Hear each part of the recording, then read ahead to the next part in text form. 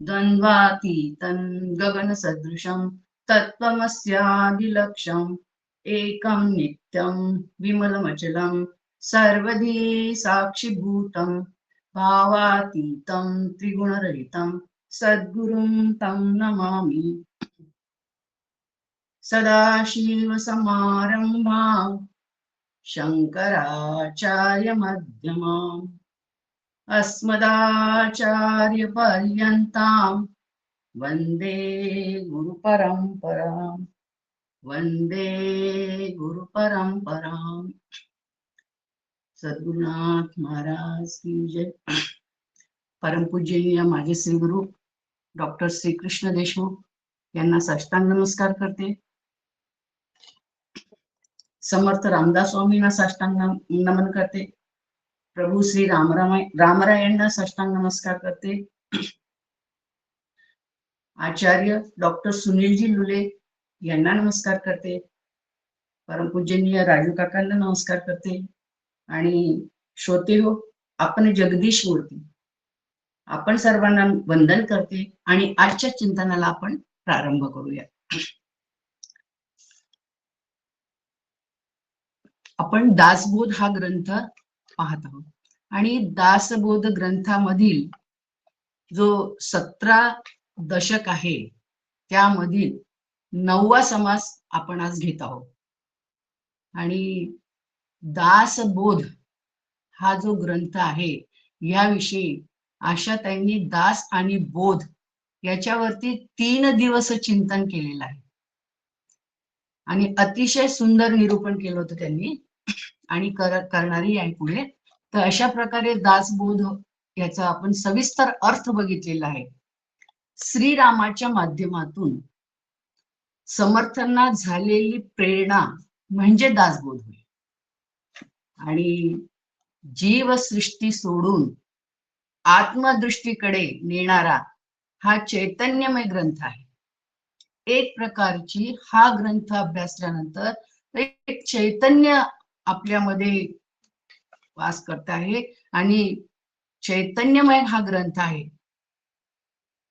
मी धुळ्याला माझी मुलगी राहते, तिथे वाग्देवता मंदिर आहे आणि त्या मंदिरामध्ये समर्थांच्या हस्तलिखित त्यांच्या अक्षरांची जी ग्रंथ आहेत त्याची प्राणप्रतिष्ठा केलेली आहे आणि या मंदिरामध्ये या ग्रंथाची एक अलमारी आहे आणि त्याच्यामध्ये फायर प्रूफ लावलेला आहे, म्हणजे कोणी जरी ते हे जाळलं तर ते ग्रंथ जशीला तशीच राहणार आहे, इतकी व्यवस्था केलेली आहे।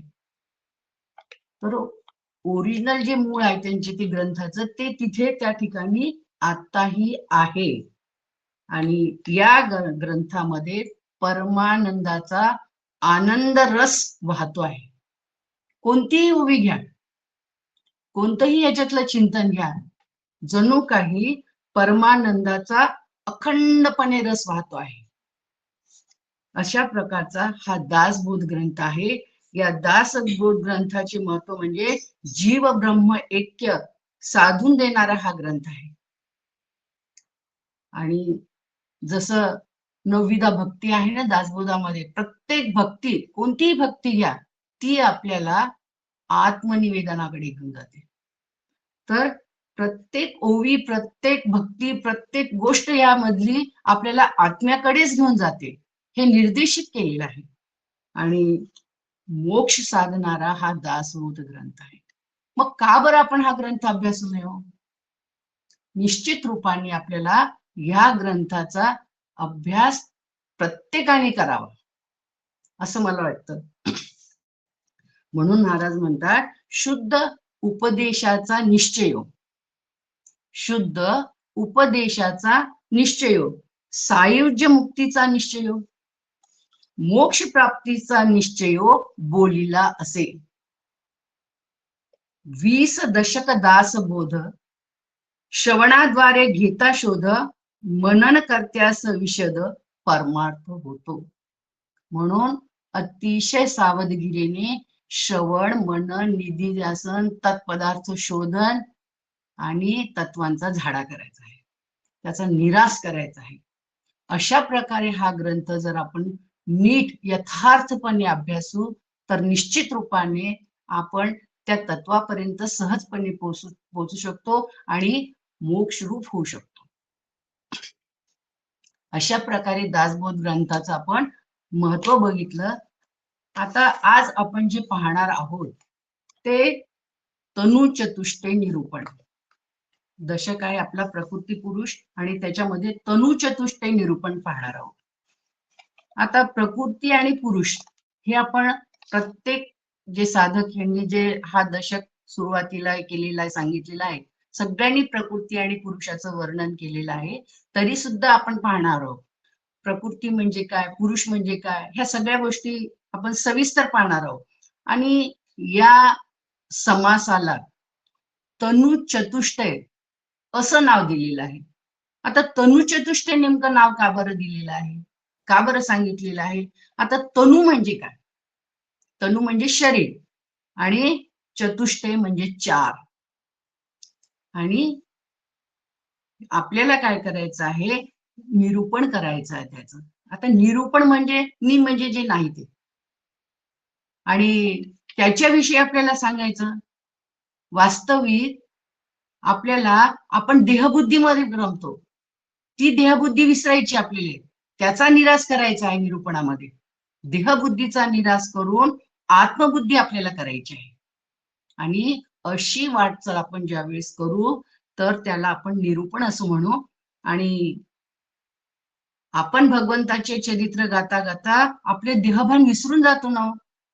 आपण आता व्याख्यान ऐकली, खूप छान ताईंनी व्याख्यान सांगितलं, अनेक संतांचे व्याख्यान ऐकतो आपण. तर हे व्याख्यान ऐकताना आपलं देहभान विसरून जातं आणि या संतांच्या विचारांशी आपण एकाकार होतो. नाम घेता घेता नामीशी एकरूप होतो आपण. तर अशा प्रकारे हे जे निरूपण आहे हे आपल्याला देहबुद्धी आपली विसरल्या जाते आणि आत्मबुद्धीकडे आपण म्हणजे ती दिशा दाखवते. आणि हे दिशा दाखवणारं निरूपण असतं. म्हणून तनु चतुष्टय निरूपण. आपल्याला या तनु चतुष्टय निरूपणाच्या माध्यमातून देहबुद्धी जे स्थूल देह आहेत 4 प्रकारचे, त्याच्यानंतर जागृती, स्वप्न, सुषुप्ती अवस्था आहे, ह्या सगळ्यांचा निराश करायचा आहे. आणि करता करता आपल्याला अद्वैत बुद्धी तयार करायची आहे. त्याच्यासाठी हे निरूपण सांगितलेलं आहे. आणि श्री समर्थांच्या या दासबोधामध्ये तनु चतुष्टय निरूपण हा विषय मांडलेला आहे. तनु चतुष्टय निरूपण हा विषय मांडलेला आहे. आणि काही गोष्टी काय असतात आपल्याला असं सोलून काढायच्या आहे. आणि त्या सोलून काढल्या की मग आतमध्ये जे मिळणारं जे सुख आहे, जसं मका आहे, मकाचं एक एक एक एक ते सोलून काढलं की आतमध्ये आपल्याला कणीस भेटतं. केळाचं सालपट सोलून काढलं की आतमध्ये तो गर मिळतो. त्याप्रमाणे ह्या देहाचं काय करायचं, आपल्याला एक एक निराश करायचा आहे गोष्टीचा आणि आत्मतत्वापर्यंत आपल्याला पोहोचायचं आहे. हा विचार आपल्याला करायचा आहे या समासाच्या माध्यमातून. आणि त्याच्यानंतर हे सोलीव सुख आहे, आतमध्ये जे आहे तत्व, त्यात हे तत्व सोलीव सुख आहे. आता सोलणं म्हणजे काय आपण बघितलं. सोलणं म्हणजे आपण ह्या देहादी जगताच्या माध्यमातून आपण बघितलं की बाई केळाचं साल सोडलं की ते आपल्याला गर खायला मिळते. अगदी त्याप्रमाणे याच्यामध्ये एक एक देह विसरायचा. स्थूल देहाचा विसर पडला, त्याचा निराश केला की सूक्ष्म देहामध्ये आपला प्रवेश होतो. तर एक एक असं सोलून करायचं, त्याचा निराश करायचा आहे. आणि असं केल्यानंतर आत्मसुखावर मध्ये आपण आरूढ होतो. तनु चतुष्टयाचं आवरण क्रमाक्रमाने आपल्याला बाजूला सारायचं आहे. एक एक एक एक एक एक पदर आपण जसं उलगडत जातो त्याप्रमाणे हे आवरण जे आहे आपल्यावरती चढलेलं, कशाचं आवरण चढलेलं आहे? अविद्येचं आवरण, देहबुद्धीचं आवरण, अनेक भ्रमाचं आवरण, अनेक संशयाचे आवरण, हे सगळे जे चढलेले आहेत हे क्रमाक्रमाने आपल्याला बाजूला करायचं आहे. आणि त्या आवरणाच्या मागे जे दडलेला जे सोलीव सुख आहे तिथपर्यंत आपल्याला जायचं आहे. आणि काय दडलेलं आहे हो? परमगुह्य ज्ञान. भगवद्गीतेमध्ये म्हटलेलं आहे, राजविद्या राजगुह्यम, ही राजविद्या आहे, अतिशय गुह्य आहे, गुह्यातलं गुह्य आहे, एकदम कळतच नाही. आणि इथे आपल्याला श्री गुरु कृपेशिवाय काहीही होणार नाही. त्यामुळे ही राजविद्या राजगुह्य हे जे आहे, हे श्री गुरु आपल्याला ज्यावेळेस सांगतात, जे विचार देतात, त्यानंतर हे कळायला लागतं. सुरुवातीला काहीही कळत नाही. एक शब्द येईल, आपण समजा एखादा ग्रंथ वाचायला हातामध्ये घेतला, पण समजत नाही आपल्याला एकदम. पण ज्यावेळेस श्री गुरु सांगतात, अरे तू हा ग्रंथ वाच, आणि नंतर ज्यावेळेस आपण त्याचा अभ्यास करतो, त्यावेळेस तो ग्रंथ असं उलगडतो. त्याच्यातला प्रत्येक शब्द आपल्याला कळायला लागतो, एरवी कळत नाही. तर म्हणून याला राजविद्या राजगुह्य असं म्हटलेलं आहे. आणि गुह्यातीत होतो आपण. गुह्यातीत होतो म्हणजे ते अनुभवाला येतं. तोपर्यंत अनुभवाला येतच नाही, आणि नंतर हे ग्रंथ अनुभवायला येतात. आणि 4 देहाची सलपट आपण सोलून काढू की आपल्याला आत्मदर्शन होतं. आणि या आत्मदर्शनामध्ये तेच सुख सोलीव सुख दडलेलं आहे, तो आपण अनुभवतो. आणि स्थूल सूक्ष्म कारण महाकारण या जे 4 देह आहे, या 4 देहाच्या माध्यमातून सूक्ष्मतर आपण होतो. सूक्ष्म आणि सूक्ष्मतर, सूक्ष्मपेक्षाही सूक्ष्मतर अतिशय बारीक आहे. म्हणून सूक्ष्मतर होत जाणारा या देहाचा निराश करत करत करत शेवटी स्वरूपाकार होतो. त्या स्वरूपाशी एकाकार होतो. आणि हा देहात्माकडून देहातीताकडे केलेला प्रवास, म्हणजे या देहाकडून देहातीत व्हायचं आपल्याला, हा देहातीताचा प्रवास आपल्याला करायचा आहे. आणि असा प्रवास आपण करू तर आपल्याला त्या सोलीव सुखाची अनुभूती येणार आहे. आणि हे सगळं अतिशय, म्हणजे समर्थांनी अतिशय बारकावे याच्यामध्ये सांगितलेलं आहे. म्हणून हे आपल्याला हळूहळू हळूहळू हळू काय करायचं आहे, या सगळ्यांचा निराश करत करत करत त्या आत्मसुखाकडे जायचं आहे. म्हणून म्हटलेलं आहे, देवा ऐसा करी, तुकाराम महाराज म्हणतात, देवा ऐसा करी उपकार. कोणता उपकार करायचा हो? ऐसा करी उपकार, देहाचा विसर पाळी मज, देहाचा विसर पाळी मज, तरीच हा जीव सुखे पावे माझा, बर्वे तेशी राजा कळू आहे. म्हणजे अशा प्रकारे आपल्याला सोलीव सुखाची अनुभूती हवी असेल तर या देहाचा विसर आपल्याला पडायलाच पाहिजे. तेव्हा कुठे त्या आत्मस्वरूपाकडे आपण वळणार आहोत. आणि इतकं बारकावे ह्यामध्ये सांगितलेलं आहे. आपण पण एक एक एक एक एक एक स्थूल देह काय आहे, त्याचं स्वरूप काय आहे, त्याचा निराश करायचा कसा आहे, हे सविस्तर आपण पाहणार आहोत. आणि याच्या आधी आपण थोडस प्रकृती आणि पुरुष ह्याच्याबद्दल थोडं पाहू, आणि मग आपण तनुचतुष्टय निरूपणाकडे जाऊ. तर प्रकृती आणि पुरुष या अंतर्गत याच्यामध्ये या दोन समासामध्ये समर्थांना पंचीकरणाचा विचार इथे सांगितलेला आहे. पंचीकरण सांगितलेलं आहे. पंचीकरण काय म्हणजे अनेक वेळा झालेला आहे, तरी आपण एकदा पाहू, कारण अभ्यास करायचा आपल्याला, वारंवार तेच गोष्टी करायची आहे, तेच ऐकायचं, तेच बोलायचं. त्याच्यामुळे पुन्हा पुन्हा आपण ह्या गोष्टी पाहू. आणि पंचीकरणाचा विचार या समासामध्ये नेमकी थीम कोणती दिलेली आहे, नेमका समर्थांनी कोणता विचार दिलेला आहे, याच्या माध्यमातून या समासाचं महत्व काय आहे आणि नेमका विचार कोणता आहे तेही आपण या समासाच्या माध्यमातून पाहणार आहोत. याच्यामध्ये पंचीकरणाचा विचार केलेला आहे. पंचीकरण म्हणजे काय? तत्वाचा झाडा कसा करायचा, तत्वाचा निराश कसा करायचा, आणि तत्वांचा गलबला असे शब्द प्रयोग करून पंचीकरणाचा संकेत अनेक ठिकाणी समर्थांनी मांडलेला आहे. तेही आपण सविस्तर पाहणार आहोत. या समासामध्ये म्हणजे स्थूल देहाची 25 तत्वे, सूक्ष्म देहाची 25 तत्वे आणि तनुचतुष्टयाची 32 तत्वे असे मिळून 82 तत्वाचा झाडा करायचा आहे. हे समर्थांनी दाखवले आहे. प्रपंची पाहिजे सुवर्ण, परमार्थी पंचीकरण. ही ओवी वापरून कशा प्रकारे पंचीकरणाचा झाडा करायचा हेही आपण पंचीकरण काय ते पाहणार आहोत. आणि हे समर्थांनी स्पष्टपणे दाखवलेले आहे याच्यामध्ये. आणि ऐसी ही तत्वे जाणावी, जाणून माईक ओळखावी, आपण साक्षी निरसावी एडे रीती. या सगळ्या गोष्टी फक्त थोडासा गोश्वरा पाहून आपण या विषयाकडे वळणार आहोत. नेमकं या समासामध्ये कोणती थीम समर्थांनी दिलेली आहे, आपल्याला काय देऊ पाहतात समर्थ या समासाच्या निमित्ताने, हे आपण पाहत आहोत. आता प्रकृती आणि पुरुषाबद्दल आपण थोडंसं पाहू. म्हणजे समर्थांनी या दशकामध्ये प्रकृती आणि पुरुषाचं वर्णन केलेलं आहे. आणि परब्रह्म हे कसं आहे हो, आपण अनेक वेळ विचार केलेला आहे. परब्रह्म हे निर्गुण आहे, निराकार आहे. आणि या परब्रह्मावर जाणीवेचा तरंग उठला. केवळ जाणीवेचा तरंग उठला, ज्याला आपण माया म्हणतो. मायेची निर्मिती झाली. आणि असे म्हणतात, शास्त्र काय म्हणते, एकोहम बहुश्यामम. एकोहम बहुश्यामम म्हणजे केवळ तरंग, केवळ संकल्प उठला. आणि बहु हवे हा तरंग म्हणजेच माया.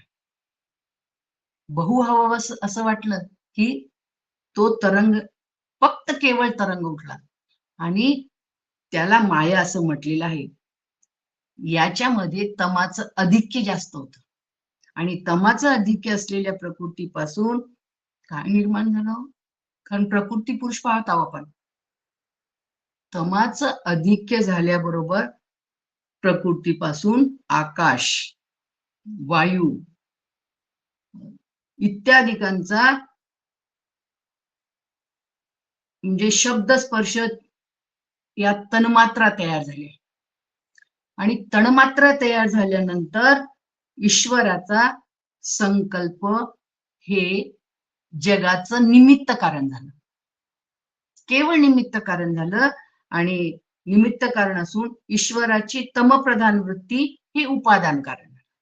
आता निमित्त कारण आणि उपादान कारण हे दोन याच्यामध्ये सांगितले. निमित्त कारणही तो झाला आणि उपादान कारणही तोच झालेला आहे. आणि या संकल्पाचा परिणाम काय झाला, हा संकल्प उठला. या संकल्पाचा परिणाम असा झाला की दृश्य जगाचे निमित्त कारण आणि उपादान कारण वेगळे न राहता तोच दोन्ही झाला. निमित्त कारणही तोच झाला आणि उपादान कारणही तोच झाला. म्हणून सगळीकडे कोण विराजमान आहे, तो परमात्मा विराजमान आहे. कारण निमित्त कारणामध्ये तो आहे आणि उपादान कारणामध्येही तोच आहे. तेच परब्रह्म व्याप्त आहे. म्हणून मुंडक उपनिषदांनी याला एक उदाहरण दिलेलं आहे. कोणतं उदाहरण दिलं, कोळी असतो पहा. आणि कोळी काय करतो, आपली लाळ हे करतो आणि त्यात आपल्याच लाळेचे जे तंतू असतात, कोळी म्हणजे रेशम किडा, तर त्या तंतूंनी स्वतःच्या व्यतिरिक्त अन्य कारणाची किंचित सुद्धा अपेक्षा तो ठेवत नाही. स्वतःच्या शरीरापासून भिन्न नसलेले तंतू म्हणजे स्वतःच्या शरीरापासून तो तंतू तयार करतो आणि जाळे करतो. आणि स्वतःच्या शरीराप्रमाणेच असणारे तंतू स्वतःच्या आतूनच तो काय करतो, निर्माण करतो. आणि स्वतःच्या शरीराबाहेर टाकलेले तंतू पुन्हा आतमध्ये घेतो. आणि म्हणून त्या तंतूंना, त्या ज्या वेळेस तंतू असतात त्या तंतूंना स्वतःच एक रूप येऊन जातं. आणि ते रूप आल्याबरोबर तो त्या तंतूंना स्वतःच स्वरूप प्राप्त करून देतो ना. कारण आपल्याच मधली लाळ काढतो आणि ते जाळं विणतो आणि पुन्हा आतमध्ये ओढून घेतो. त्या तंतूंना स्वतःच स्वरूप देतो. अगदी त्याप्रमाणे या दृश्य जगाचे उपादान कारणही तोच आहे आणि निमित्त कारणही तोच आहे. ज्याप्रमाणे हा रेशमचा किडा आहे, त्याप्रमाणे तो परमात्मा या जगाचं निमित्त कारण आहे आणि उपादान कारण आहे. आता दोन्ही तोच झाला, दोन्ही पण तोच झाला. आणि दोन्ही पण तो झाल्यामुळे सगळीकडे काय आहे हो, तोच विराजमान आहे. हरी येथे रे, हरी तेथे रे, हरी वाचुनी काही नाही रीते रे. काहीच नाही, तोच आहे सगळीकडे. याने प्रत्येक कणाकणामध्ये तो, आपण जो म्हणतो ना, सगळीकडे तोच व्याप्त आहे. त्याच्याशिवाय या प्रकृती अनंत कोटी ब्रह्मांडामध्ये दुसरं काहीही नाहीये. आणि तेच आपल्याला दिसत नाही, तेच आपल्याला कळत नाही. आपण सगळ्या भौतिक ज्ञानाचा आपण अभ्यास करतो आणि त्याच्यामध्ये एवढं रमतो की याचा कधी विचारच करत नाही. सगळीकडे तोच परमात्मा व्यापक आहे, हा माझा दृढ निश्चय व्हायला पाहिजे. त्याच्याशिवाय या ब्रह्मांडामध्ये दुसरं काहीही सत्य नाही. सत्य एक बस. सत्य तू, सत्य तू, सत्य तू विठ्ठला, असं प्रत्येक वेळी तुकाराम महाराज म्हणतात. तुझ्याशिवाय काहीच नाही रे बाबा, तूच सगळीकडे व्याप्त आहे. एकदा तुकाराम महाराज झोपले असताना रात्री 1-1:30 वाजता पांडुरंगाने, म्हणजे कुणीतरी चोर आला त्यांच्याकडे आणि अकराळ विक्राळ त्यांनी हे केलं होतं, काहीतरी घातलं होतं, घुंगडं वगैरे, काळा कुट्ट चेहरा करून आला. तर त्यावेळेस तो म्हणतो, भगवंता पांडुरंगा तू या वेशात आला का बरं? ही त्यांची दृष्टी झालेली संतांची. सगळीकडे तोच परमात्मा व्यापून आहे, ही पक्की दृष्टी त्यांची झाली होती संतांची. ही पक्की दृष्टी असते. आणि आपल्याला तर रात्री कोणी नाही आलं, कोणी दार खटखट केलं, अरे आपली चोर तर आलं नसेल, कोणी वाजवलं असेल, मला तरी होते बरं असं. आणि प्रत्येकाला मग अशी भीती वाटते. आणि संतांची दृष्टी कशी असते? संतांची दृष्टी अशी असते की सगळीकडे तोच भगवंत व्याप्त आहे. म्हणून तुकाराम महाराज म्हणतात, कासयाने पूजा करू की शिराजा, सगळीकडे तूच आहे, तुझ्याशिवाय इकडे काहीच नाहीये.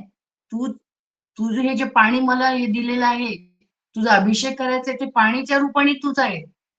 हे सगळं साहित्य जे आहे त्याच्या रूपाने तूच आहे. हा जो मंत्र बोलणार आहे त्याच्यामध्येही तूच आहेस. मी हवन करतो त्याच्यामध्येही तूच आहेस.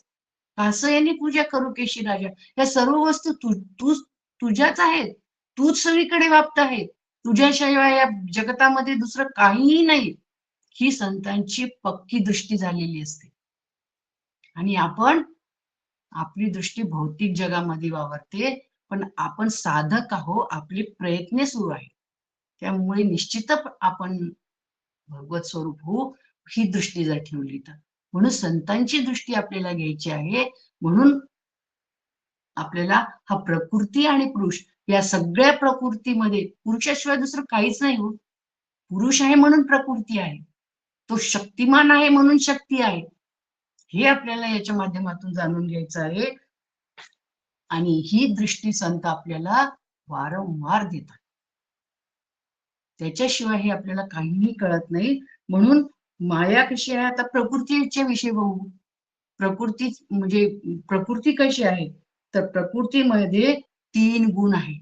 या मायेमध्ये 3 गुण आहेत आणि हे 3 गुण कमी जास्त होत राहतात. आपण प्रकृतीमध्ये राहतो. आपण जे या प्रकृतीमध्ये राहत असताना, म्हणजे आपण आता सध्या वावरतो या जगतामध्ये, तर कधी आपला सत्वगुण वर असतो, त्यावेळेस आपल्याला भजन पूजन करावं असं वाटतं. ज्यावेळेस रजोगुण असतो त्यावेळेस मिरवावं असं वाटतं.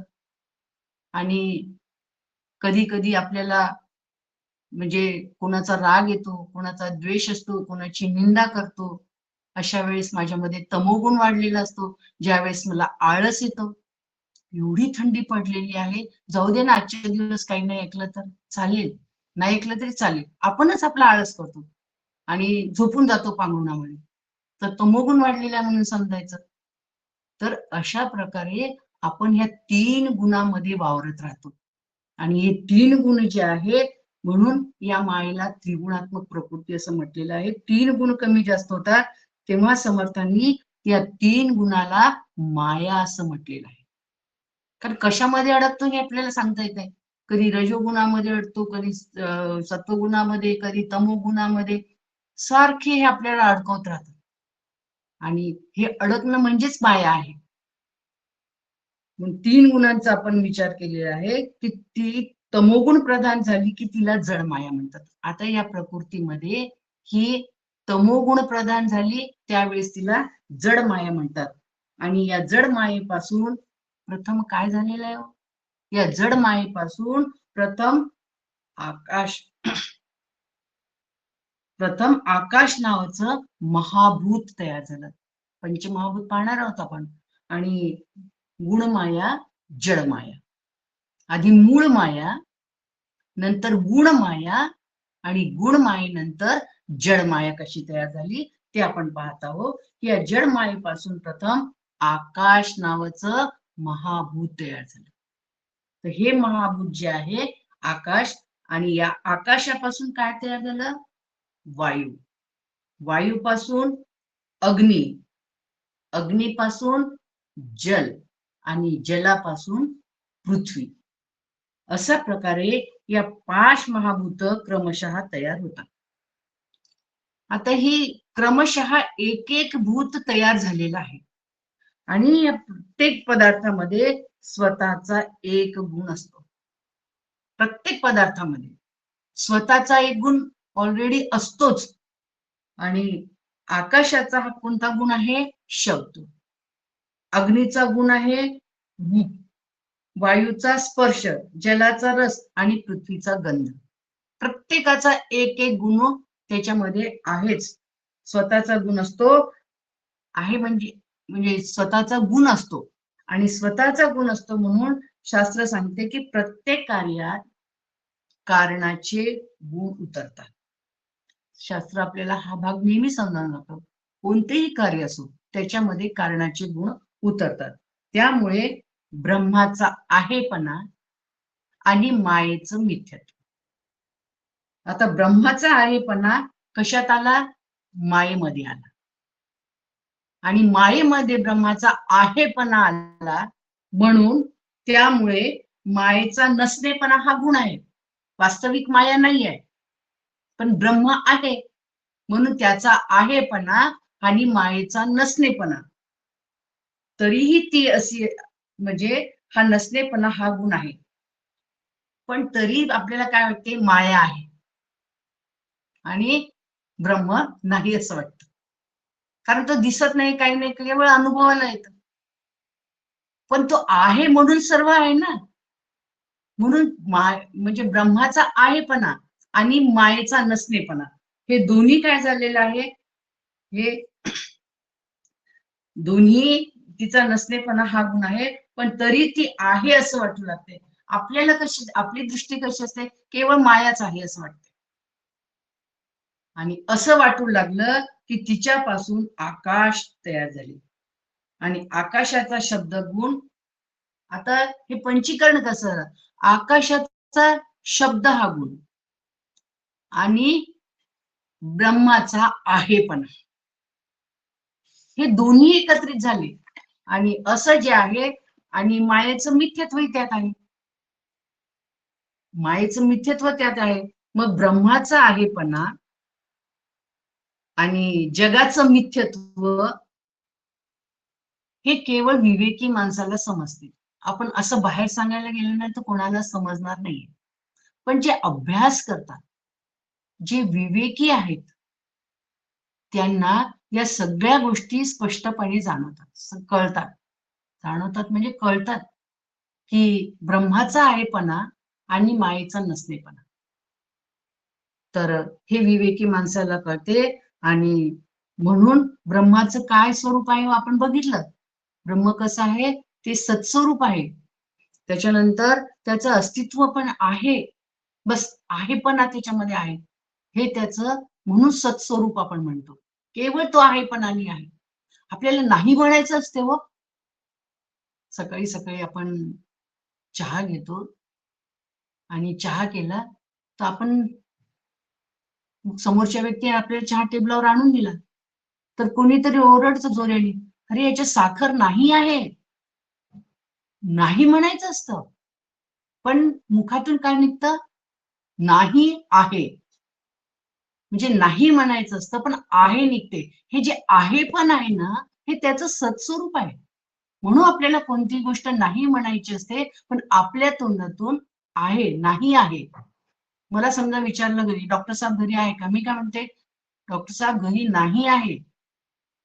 आता नाही म्हणायचं असते, पण आहे माझ्या तोंडातून निघते. का बरं? कारण आहे पण त्याचं सत्स्वरूप आहे, म्हणून नाही म्हणताना सुद्धा आपल्या तोंडातून आहे पण निघते. हे त्याचं सत्स्वरूप आहे, म्हणून आहे. तर हा आहेपणा जो आहे, या प्रकृतीमध्ये हा आहेपणा शिरला, म्हणजे आहेपणाला, त्याचं आहेपणाला, आणि ही प्रकृती मिथ्या आहे, वास्तविक नाही आहे. पण ब्रह्माच्या आहेपणाने ती आहे असं वाटायला लागते.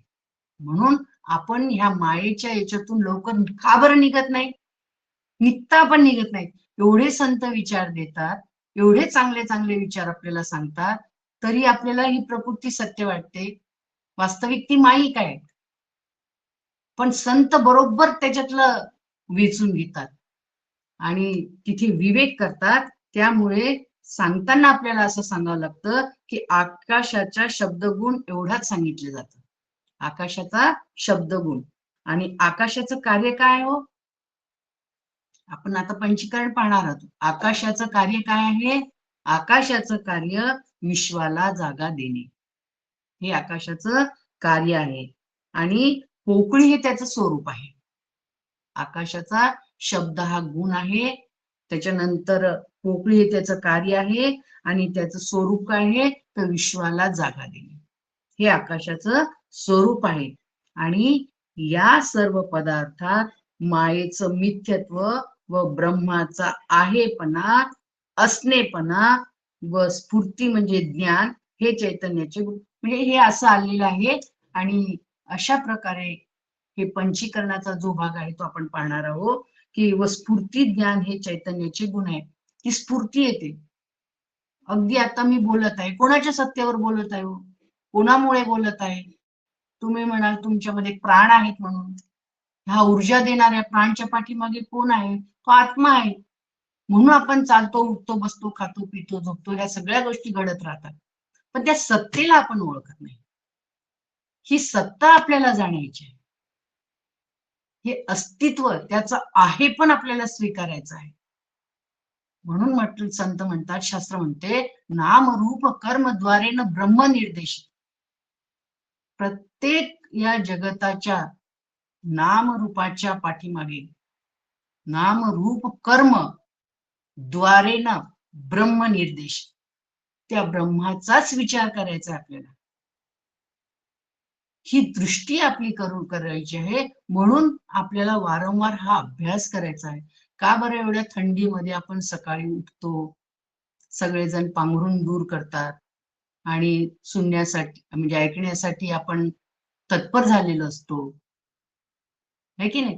ह्या सगळ्या गोष्टी आपण करतो कारण आपल्याला तो अभ्यास करायचा आहे. ती तळमळ लागलेली आहे साधकांना की हे स्वरूपाविषयी मी कोण आहे वास्तविक, या स्वरूपाविषयी मला जाणून घ्यायचं आहे. त्याच्यामुळे आपण उठल्याबरोबर हे सगळं आपल्याला जी स्फूर्ती येते, जी चैतन्य येते, हे त्याचंच आहे. आणि ही पंचमहाभूत आणि त्याचं गुण, कार्य, स्वरूप आपण थोडक्यात पाहू. अनेक वेळा झालेला आहे, तरी पण आपण अभ्यासू थोड्या वेळ आणि हे पाहूया. आता हे जे पंचमहाभूत आहेत ना, या पंचमहाभूताच्या माध्यमातून जसं आपण बघितलं की आकाश, पंचीकरण आपण पाहणार आहोत आणि त्याच्या आधी पंचभूत पाहणार आहोत की पंचभूत ही जी आहेत, आकाश. आता आकाशाचा आपण बघितलं की शब्द हा गुण आहे आणि त्याचं कार्य आहे जागा देणे, आणि पोकळी त्याचं स्वरूप आहे. त्याचप्रमाणे प्रत्येक भूताचं आपण पाहू की वायू जो आहे, आता वायूचा गुण काय आहे हो? वायूचा गुण आहे स्पर्श, है ना? आज खूप थंडगार हवा लागली म्हणतो आपण थंडीच्या दिवसामध्ये, थंडगार हवा लागते. का बरं एवढी थंडीची आपल्याला गारवा आपल्याला जाणवतो? कारण त्याचा स्पर्श हा वायूचा गुण आहे. कधी कधी उन्हाळ्यामध्ये गरम हवा वाहते तर गरम वाटतं आपल्याला, आणि मग त्या गरम स्पर्शाने काय होतो, आपण म्हणतो गरमी आहे म्हणून. तर स्पर्श हा त्याचा गुण आहे, आणि त्याच्याबरोबर शब्द गुण आलेला आहे आकाशात त्याच्यामध्ये, म्हणून शब्द आणि स्पर्श हे वायूची गुण आहे. त्याचं स्वरूप काय आहे हो वायूचं? चंचलता. वायूचं स्वरूप काय आहे? चंचलता. वाहते ना, सारखा वाहत राहतो, चंचल आहे, एका ठिकाणी स्थिर होत नाही, मग चंचलता हे वायूचं स्वरूप आहे. आणि त्याचं कार्य काय आहे? हालचाल करणे. इकडून तिकडून वाहतो म्हणजे हालचाल होते त्याची, हे त्याचं कार्य आहे, हालचाल. आणि त्याच्यानंतर तेजच आपण पाहू. तर तेज हे जे आहेत पंचमहाभूत, तर याच्यामधलं त्याचं गुण काय आहे?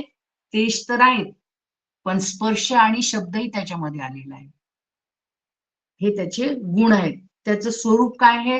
तेजाचं स्वरूप उष्णता. अग्नीजवळ गेलं की काय होते? उष्णता लागते आपल्याला, म्हणून उष्णता हे त्याचं स्वरूप आहे. आणि त्याचं कार्य काय आहे? अन्नाचं पचन करणे है ना. आपण अन्नाचं पचन कोण करतो? आतमध्ये अग्नी आहे म्हणून अन्नाचं पचन होते, जठराग्नी म्हणतो आपण त्याला, आणि हे अन्नाचं पचन करतं. आणि जलाविषयी आपण पाहू. जलाचं गुण काय आहे? तर रस, स्पर्श, शब्द हे जलाचं गुण आहे. आणि त्याचं स्वरूप काय आहे? लिक्विड फॉर्म मध्ये असते, द्रवता रूप असते. तर द्रवता हे त्याचं स्वरूप आहे. आणि भिजवणे हे त्याचं कार्य आहे, जलाचं कार्य. पृथ्वीविषयी पाहू. पृथ्वीचा गुण काय आहे? गंध. आणि वरचे चारही त्याच्यामध्ये गुण आलेले आहेत, ते स्पर्श, शब्द हे गुणही त्याच्यामध्ये आलेले आहेत, म्हणून पृथ्वीचे गुण हे आहेत सगळे. आणि मुख्य गुण काय आहे? गंध. आता त्याचं स्वरूप काय हो? कठीणपणा. पृथ्वी कशी असते? कठीण है ना. किती त्याच्यावर कुऱ्हाडी मारे हे करावं लागते, कुदळ मारावी लागते, हे काढावं लागते, तर काठिण्यता आहे त्याच्यामध्ये. आणि त्याच्यानंतर आधार देणे. आपल्याला आधार कोणाचा आहे? पृथ्वीचा आहे, म्हणून तर एवढ्या मोठ्या मोठ्या बिल्डिंग आपण उभ्या करू शकतो. ती आधार देते ना आपल्याला. 20-20, 22-22 मजली बिल्डिंग आपण मोठ्या मोठ्या सिटीमध्ये पाहतो. कशावर उभे असतात तो? हा आधार पृथ्वीचा आहे. मग हे सगळं आपण बघितलं की पंचमहाभूताचे गुण काय आहे, पंचभूताचं स्वरूप काय आहे, आणि त्याचं कार्य काय आहे, हे सगळं आपण बघितलं. आता एवढ्या सगळ्या गोष्टी बघितल्यानंतर आता ही सृष्टी आपली काय झालेली आहे? प्रथम ही पंचमहाभूते झालेली आहे. ही पंचमहाभूते पहा, सृष्टी आपली जळमाया पाहतो, कोणी सृष्टी पाहतो, ही कशी झालेली आहे? तर ह्या पंचमहाभूत तयार झाले. आणि पंचमहाभूत अत्यंत सूक्ष्म होते. ही पंचमहाभूत जी बघितली ना आपण, पृथ्वी, आप, तेज, वायू, आकाश, ही पंचमहाभूते अगदी सूक्ष्म स्वरूपामध्ये होते आणि शुद्ध स्वरूपामध्ये होते. काहीही भेसळ नव्हती त्याच्यामध्ये, केवळ शुद्ध स्वरूप होतं त्यांचं. शुद्ध तूप म्हणतो आपण, है ना. शुद्ध तूप, केवळ शुद्ध, कोणती मिलावट नाही त्याच्यामध्ये, केवळ शुद्धपणा. तसं केवळ शुद्ध होतं हे. सगळी पंचमहाभूते शुद्ध होती आणि सूक्ष्म होती, आपल्या डोळ्याला दिसत नव्हती, एवढी सूक्ष्म होती ती. आणि त्यावेळी त्यांना, ज्या वेळेस ती सूक्ष्म स्वरूपात होती, शुद्ध स्वरूपात होती, त्यावेळेस तन्मात्राच्या स्वरूपात होती. तन्मात्रा म्हणतात त्याला, तन्मात्रा. त्यावेळेस ते दिसत नव्हतं आपल्या इंद्रियांना. सगळी पंचमहाभूत होती पण दिसत नव्हती त्यावेळेस, अतिशय सूक्ष्म होती, त्यामुळे एकदम दृष्टीला दिसत नव्हती. आणि शुद्ध स्वरूप होतं. आणि असं शुद्ध स्वरूप असताना त्याला तन्मात्रा असं म्हणतात. आणि ह्या तन्मात्रा होण्या म्हणजे ही सृष्टी काय झालेली आहे, ही तन्मात्र स्वरूपात होती. त्यालाच याला अपंचीकृत महाभूते म्हणत असे. तन्मात्र म्हणजे सूक्ष्म स्वरूपामध्ये होती ना, त्यावेळेस याला अपंचीकृत, असं पण शब्द आहे. तन्मात्रा आणि अपंचीकृत महाभूते म्हणत होते. अपंचीकृत महाभूते.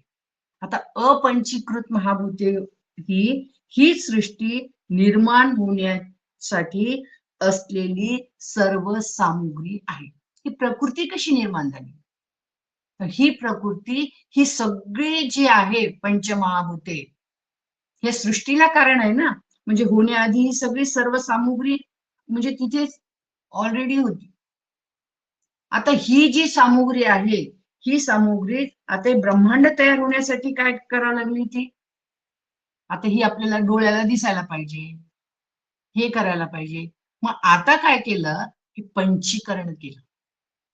आधी अपंचीकृत होती त्यामुळे ती दिसत नव्हती, कारण सूक्ष्म आणि शुद्ध स्वरूपामध्ये होती. पण आता त्याला म्हणजे आपल्या दृष्टीला दिसायला पाहिजे, आपल्याला कळायला पाहिजे, म्हणून त्याला पंचीकरण करण्यात आलं. म्हणजे ब्रह्मांड तयार होण्याआधी ईश्वर काही विशिष्ट प्रमाणात एकमेकांमध्ये ती मिसळण्यात आली. शुद्ध तूप होतं, शुद्ध रवा होता, शुद्ध साखर होती. नंतर ती एकमेकात मिसळण्यात आली की शिरा तयार झाला. मग तो पदार्थ दिसायला लागला की हा शिरा आहे म्हणून. त्याप्रमाणे ही सगळी अपंचीकृत जी आहे पंचमहाभूते यांचं काय केलं, ती दिसण्याच्या स्वरूपाला यावं म्हणून ईश्वराने काय केलं, ती काही विशिष्ट प्रमाणात एकमेकांमध्ये मिसळली. ज्यावेळी ती एकमेकांमध्ये मिसळली त्यावेळेस त्याला पंचीकरण असं म्हणतात. त्याचं पंचीकरण तयार करण्यात आलं. आणि समर्थ त्याला काय नाव देतात? कर्दम. एकमेकात मिसळल्या गेली ना ती, म्हणून त्याला समर्थाने कर्दम हे नाव दिलं. आणि अशी ही जी सृष्टीची उत्पत्ती आहे, ही जी पंचीकरण करण्यात आलेलं आहे आणि त्याचं पंचीकरण केलं. आणि पंचीकरण करण्यासाठी हे पंचीकरण कसं केलं हे पण एकदा पाहू. आधी याचं अनेक वेळा सांगितलेलं आहे, तरी आठवण म्हणून आपण एकदा पाहू याच्यामध्ये आलेलं आहे म्हणून. तर ह्याच्यामध्ये त्यांनी काय केलं पंचीकरणामध्ये, जसं आकाशाचा अर्धा भाग, जसं एक एप्पल असते त्याचे 2 भाग करतो आपण, तर एक भाग त्याचा तसाच ठेवून द्यायचा, अर्धा भाग तसाच ठेवायचा आणि अर्धा भाग त्याच्यातला घ्यायचा. म्हणजे एक एप्पल आपण घेतलं, त्याच्यामधला अर्धा केला आणि अर्धा भाग तसाच ठेवला आणि जे अर्ध एप्पल होतं त्याचं पुन्हा 4 भाग केले. आणि ते 4 भाग म्हणजे पृथ्वी, आप हे बाकीचे 4 जे आहेत हे 4 भाग प्रत्येकाला दिले.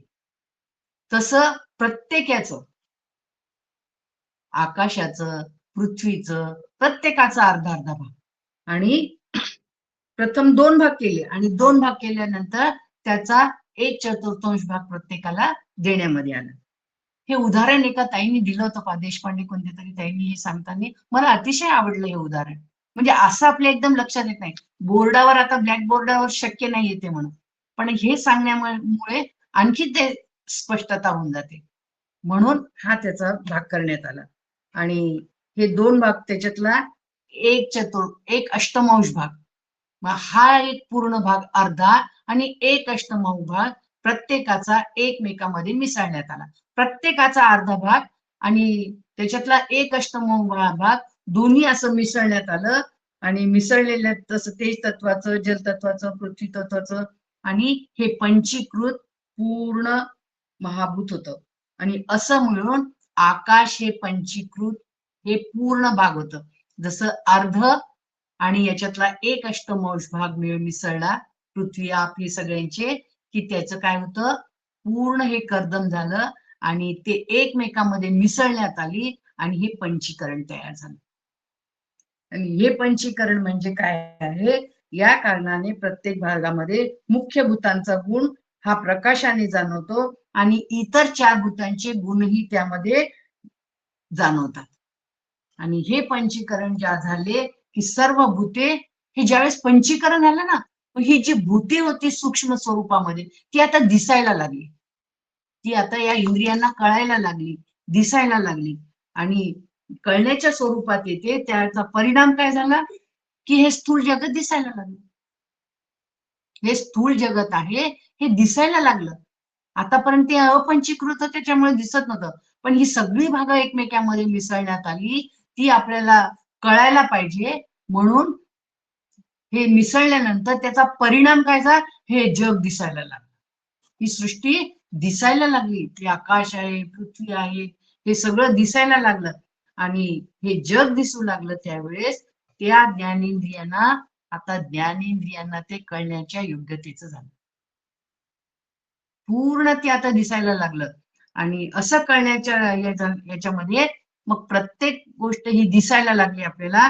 मग जगातील प्रत्येक पदार्थ या एकत्रीकरण झालेल्या पंचमहाभूताच्या माध्यमातून अचेतन पदार्थ आणि 5 महाभूते असतात. आता चेतन जीवामध्ये मन, बुद्धी, चित्त, अहंकार या गोष्टी येतात. आणि अचेतनामध्ये म्हणजे ही अचेतन पंचदा प्रकृती तयार झाली. ही अचेतन पदार्थामध्ये पंचदा प्रकृती आणि चेतन जीवामध्ये अष्टदा प्रकृती. म्हणून आपण म्हणतो की आपला हा देह अष्टदा प्रकृतीचा आहे. कारण चेतन आहे, त्याच्यामध्ये 5 महाभूत आहेत आणि 3 गुण आहेत, म्हणून ही अष्टदा प्रकृती आहे. आणि पंचदा प्रकृती, हे सगळं जे पंचदा प्रकृती आहे, म्हणून पंचदा प्रकृती आणि अष्टदा प्रकृती असं आपण त्याला म्हणायला लागलो. की अचेतन पदार्थामध्ये पंचदा प्रकृती आणि चेतन पदार्थामध्ये अष्टदा प्रकृती, अशी ही सृष्टीची निर्मिती पूर्ण झालेली आहे. आणि असं चेतन जे हे प्रकृती व पुरुषाचं, आता यांचं नातं कसं झालं प्रकृती. आता प्रकृती बघितली आपण, पुरुषही बघितला. आता प्रकृती आणि पुरुषाचं नातं कसं झालं, शिव आणि शक्ती, ब्रह्मा आणि माया, हे त्याचं स्वरूप झालं. आणि म्हणून माया ही प्रकृती ही पुरुषाची काय आहे, शक्तीच आहे. माया शक्तिमान आहे म्हणून शक्ती आहे. म्हणून ही पूर्ण सृष्टी अशी निर्मित झाली. आणि शक्ती शक्तिमानाशिवाय नसते. कोणतीही शक्ती शक्तिमान असेल तर शक्ती असते, शक्तिमानच नसेल तर शक्ती राहणार आहे का, नाही राहत. म्हणून शक्तिमानाशिवाय ही शक्ती नाही. म्हणून शक्ती कोणाची आहे, त्या पुरुषाची. पुरुषाची म्हणजे त्या मुख्य पुरुषाची, जुनाट पुरुष म्हणतात समर्थ त्याला, त्याची शक्ती आहे. शक्ती आहे म्हणून तो शक्तिमान, म्हणजे शक्तिमान आहे म्हणून शक्ती आहे. तर अशा प्रकारे या दोघांचं नातं तयार झालं. याचं एक उदाहरण पाहू म्हणजे आपल्या लक्षात येते. मातीचा गोळा आहे ना, आणि मातीचा गोळा जसा कुंभार काय करतो, त्या मातीच्या गोळ्याला आकार देतो आणि त्या गोळ्याला एक प्रकारचा आकार येतो. आणि तसे घटाच्या पोकळीत आकाश समाविष्ट झालेलं असतं.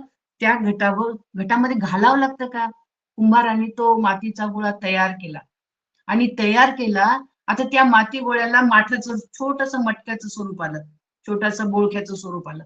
आता कुंभारांनी काय केलं, तो तयार केला पण त्याच्यामध्ये आकाश तत्व घालावं लागलं. असं घेतलं आणि घातलं असं नाही, आपोआप त्याच्यामध्ये ते आकाश तत्व आलं. म्हणून त्याच्यासाठी मुकुंदराज स्वामींनी एक सुंदर ओवी दिलेली आहे की घटू जो निपजे, घटू जो निपजे ते अधिच गगने व्यापी. निपजल्याबरोबर ते गगन व्यापून घेतं. तैसे ते तत्व उपजे निफजे ते व्यापीजे चैतन्य. मुकुंदराज स्वामी म्हणतात तैसे ते तत्व उपजे निफजे ते व्यापीचे चैतन्य. सगळीकडे ते चैतन्यच आहे, म्हणून त्याच्याशिवाय दुसरं काहीही नाही. घटाचा आकार कुंभार देतो, त्याच्यामध्ये आकाश तत्व टाकावं लागत नाही, ते आपोआप त्याच्यामध्ये ऑलरेडी असतेच. अगदी त्याप्रमाणे ह्या जगतामध्ये ते आहेपणाने आहे आहे आणि आहे हा आपला पक्का निश्चय व्हायला पाहिजे. तेच तत्व सगळीकडे व्याप्त आहे. आणि म्हणून आपलं मुकुंदराज स्वामी म्हणतात ना तरी उठती या तरंगाते जड आधीच व्यापून वर्ते, तैसे स्फुरण तिथे माहिते व्यापीजे परब्रह्मे. खूप सुंदर ओवी दिलेली आहे. मुकुंदराज स्वामी म्हणतात की जेव्हा पाण्यावर लाट येते तर त्याच्यामध्ये ऑलरेडी पाणी असतेच ना, त्या लाटेमध्ये पाणी घेतलं आणि नंतर ती लाट तयार झाली, नंतर ती उसळते असं नाही. आपोआपच पाणी आहे म्हणून लाट आहे. पाणीच नसतं तर लाट राहिली असती का?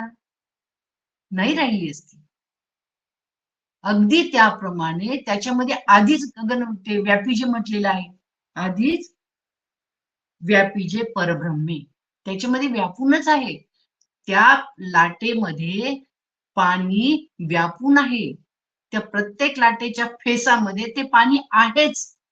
अगदी त्याप्रमाणे परब्रह्म स्वरूपावर या स्फुरणाची लाट उठताच आधीच परब्रह्म आहे हो. कारण स्फुरण कोणाचं आहे? ब्रह्माचंच आहे. त्या परब्रह्माचं स्फुरण आहे. म्हणजे ते परब्रह्म आहे आहे आणि आहे म्हणून ब्रह्माला आता ब्रह्माचंच असतं.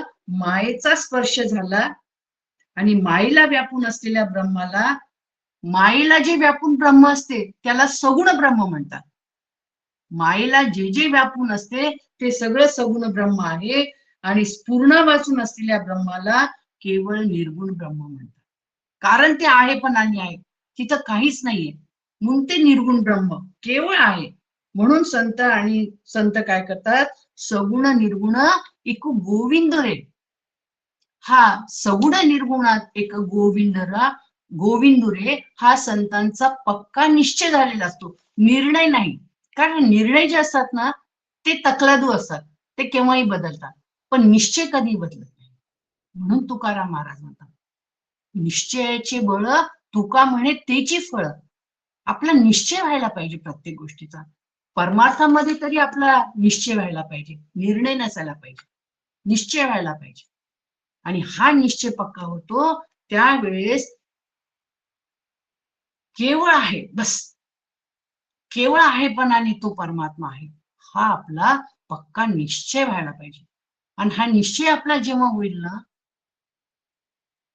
या प्रकृती आणि पुरुषापासून आपल्याला नेमकं काय शिकायचं आहे? तर केवळ ब्रह्माचा आहे पण आहे. तो आहे पण आणि आहे हा आपला दृढ निश्चय व्हायला पाहिजे. निश्चय पण नाही, दृढ, अपरिवर्तनीय. तर असा दृढ निश्चय व्हायला पाहिजे.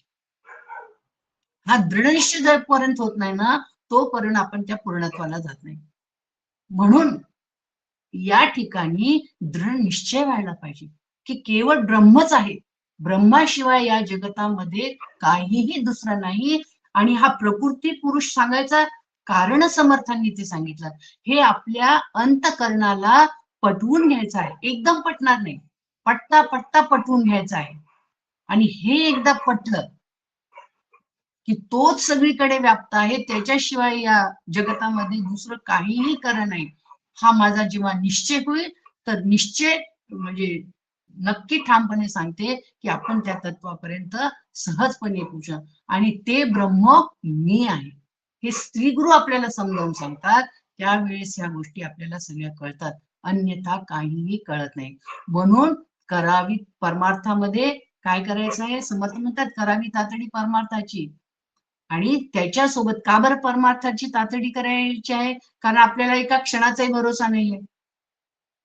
मग आहे त्या वयामध्ये, आहे त्या परिस्थितीमध्ये, आहे त्या काळामध्ये माझा निश्चय व्हायला पाहिजे की या जगतामध्ये त्या ब्रह्माशिवाय दुसरं, त्या परमात्म्याशिवाय दुसरं काहीही नाही आहे. असा ज्यावेळेस आपला निश्चय होईल त्यावेळी निश्चित रूपाने याच देही याच डोळा बघू मुक्तीचा सोड. कशाला वेळ घालवायचा आपल्याला? आणि हा निश्चय आपला दृढ व्हावा, ही ईश्वर सगळ्यांचा हा निश्चय दृढ व्हावा ही ईश्वर चरणी प्रार्थना करते. आणि आजच्या चिंतनाला आपण विराम देते.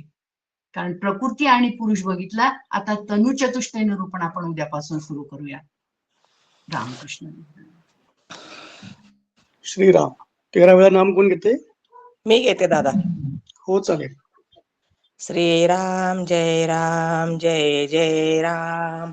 श्रीराम जय राम.